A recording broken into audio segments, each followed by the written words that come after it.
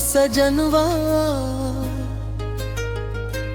तोहरे बिना सुना लागे मोर अंगनवा।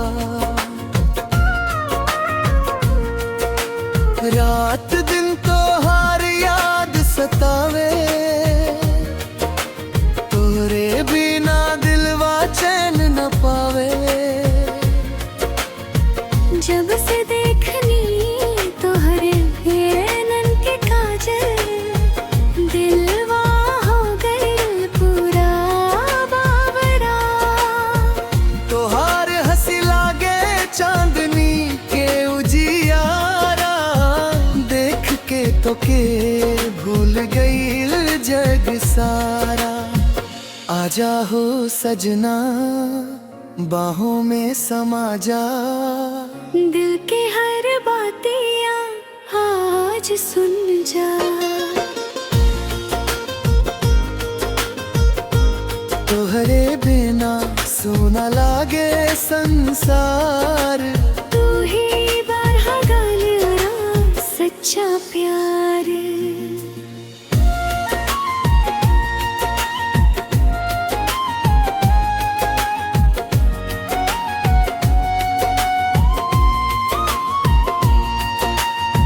धीरे धीरे पुरवैया जब बेला, तो हर नाम लेके दिलवा धड़केला।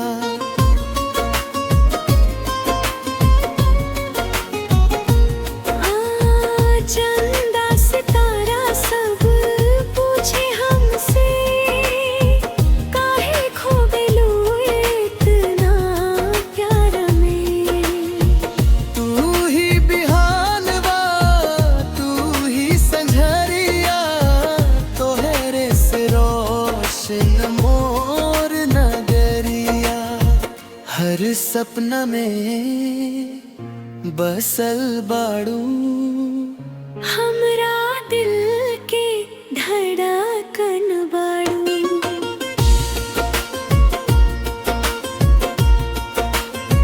सावन के फूहार जैसन प्यार तोहर, महकेला मनवा जैसे फूलन के हार।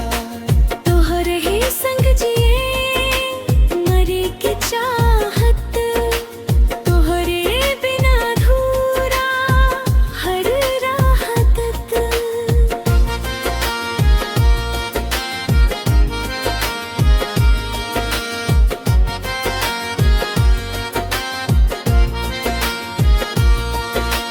नैना से नैना जब बात करे, दिलवा के धड़कन तेज चले।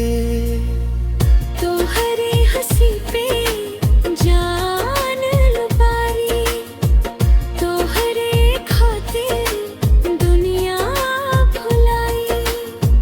ना जाए दूर हमसे सजना, टूट जाई दिलवा है सजना। रोआ ही हमरे आस बाड़ू, दिल के सबसे पास बाड़ू। तोहरे प्यार में दिलवा खो गइल हो सजनवा। तोहरे बिना सुना लागे मोहब्बत अंगरवा। जन्म जन्म साथ निभैब हम